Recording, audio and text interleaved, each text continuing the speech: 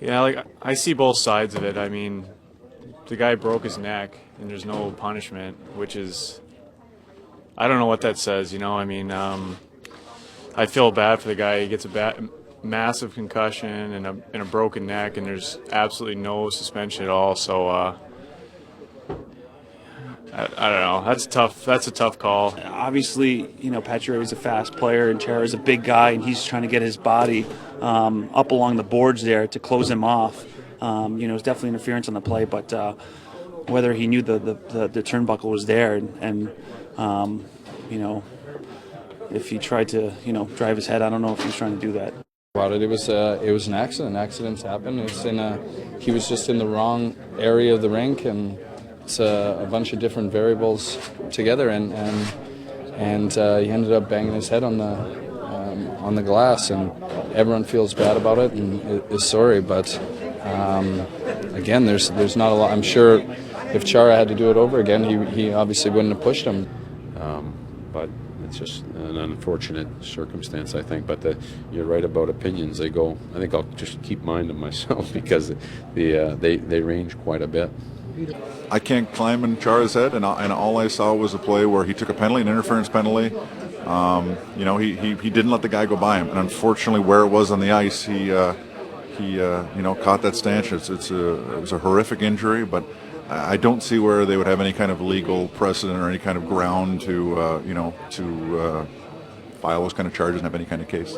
I think Chara, he knows where that turnbuckle is, but he's not trying to hurt anyone. He's trying. A guy's getting by him. He pushes him. So there's, I mean, only he truly knows what he was doing. But just looking at the tape, there's nothing there that I don't think you can throw a suspension his way, because it looks like an accident. It goes back to the league. I mean, there was, you know, he got thrown out of the game.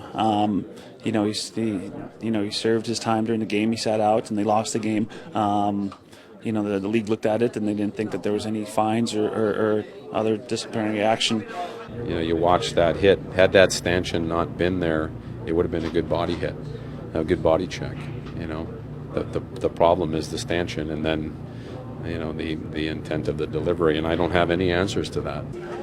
From what I see, you know, it's unfortunate for sure. It's, you know, it's to hit the turnbuckle for anyone. You know, Ryan Smith, I don't know if it was last year, concussion from hitting the turnbuckle. You know, it's unfortunate. You don't try to run someone in there, but if it happens, you know, usually it's not too bad. But unfortunately, you know, he's fairly injured. It's, you know, it's part of the game. If the exact same hits on the other side of the rink, there's nothing. You know, it's a clean hit, and you wouldn't be talking about it right now. But you know, it's a partition in the glass, and it's going to happen here and there. I feel bad for Pacioretty and his family. I know if I was in that same situation, or if my son was in that situation, I'd probably want a little more severe reaction from the league. You know, but game is played fast. Everything happens fast.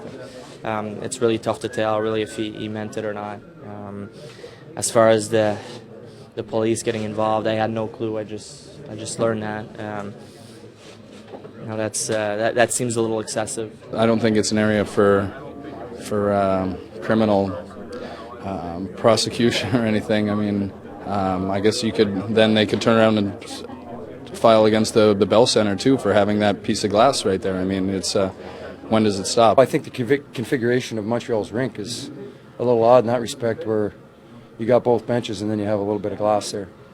You know, I've seen that happen there a couple times, but obviously not to that extent.